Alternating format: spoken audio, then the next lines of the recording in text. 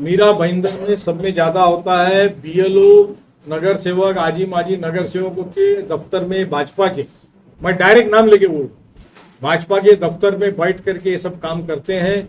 Voters के card भी बांटते हैं, वोटर एनरोलमेंट का भी काम करते हैं। ये कंटिन्यूसली हम लोग इस बात की तकरार करते आए हुए हैं और आज आपने पूछा तो फिर बता रहे। नमस्कार आदाब, आप देख रहे हो ऑन रिकॉर्ड मीरा भाईंदर। मीरा भाईंदर शहर के सीनियर कांग्रेसी लीडर सैयद मुजफ्फर हुसैन ने आज मनपा आयुक्त राधा विनोद शर्मा से एक मुलाकात करके वो सारी शिकायतें सामने रखी जो कई दिनों से चर्चा में बनी हुई है। मतदार यादी जो बनी हुई है उस मतदार यादी में बहुत सारी गड़बड़ियां है, बहुत सारी धांधलियां है और ये गड़बड़ियां जानबूझ के भारतीय जनता पार्टी कार्यालय में बैठकर की गई है। इस तरह का खुला आरोप आज मुजफ्फर हुसैन ने पत्रकार परिषद में लगाया और क्या क्या उन्होंने कहा, आइए हम आपको सुनाते हैं। स्पष्ट आरोप है कि 2012, 2017, 2024, 2019 ये सारे इलेक्शन में ये वोटर की अफरा तफरी जानबूझ के की गई है। एक स्पेसिफिक पॉलिटिकल पार्टी के इशारे पे की गई है जो इस महापालिका में सत्ता में थी। ये सारा उसके इशारों पे महानगर पालिका के प्रशासन ने किया है और आज ये उजागर हो चुका है।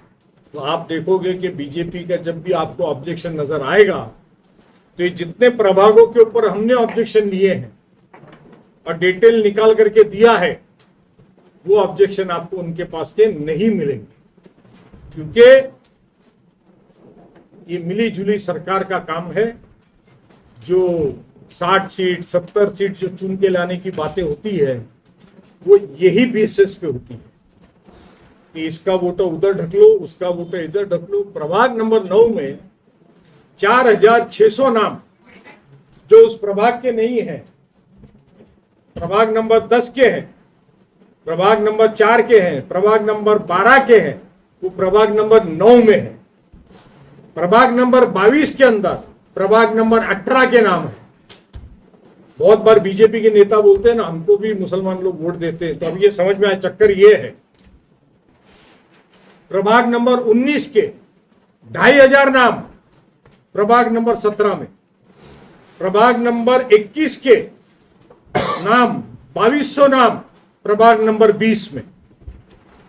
ये एक पूरा के चंक प्रभाग नंबर 20 में की यादी होती है तो पहली की 3 यादी गायब, मतलब विधानसभा के अंदर वोटिंग हुई है उसकी प्रिंटेड कॉपी है तो 350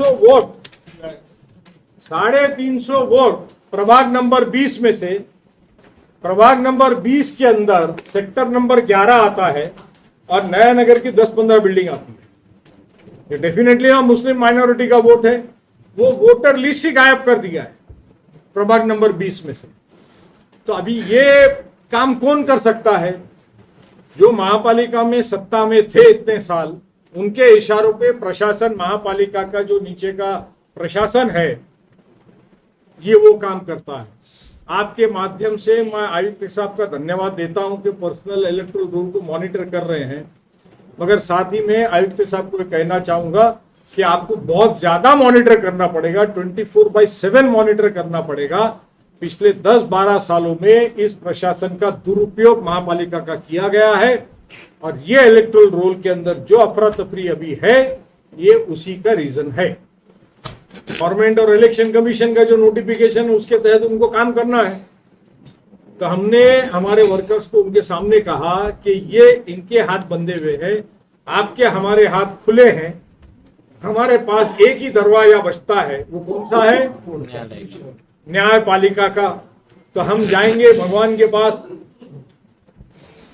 इस देश की लोकतंत्र के अंदर का एक महत्व का स्तंभ जो आज की तारीख में देश में भगवान का काम कर रहा है वो है न्यायपालिका। हम उनके पास जाएंगे और वहां घंटे बजाएंगे और अपनी पिटीशन वहां दाखिल करेंगे। और इसके लिए आज इलेक्शन कमीशन के इस इलेक्टोरल रोल के ऑब्जेक्शन सजेशन के पीरियड में कमिश्नर साहब को मिल के सारी बातें उनके नज़र में ला करके हमने दी है।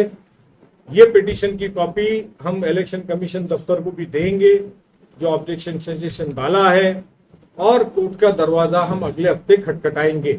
हम 10 तारीख तक इंतजार नहीं करेंगे, क्योंकि हमको पता है गवर्नमेंट ये जैसा 10 तारीख को ये यादी पब्लिश कर देगी, 12 तारीख को इलेक्शन डिक्लेयर कर देगा, और एक बार इलेक्शन प्रोसीजर स्टार्ट हो गया तो कोई भी इलेक्शन पिटीशन एंटरटेन नहीं करती है।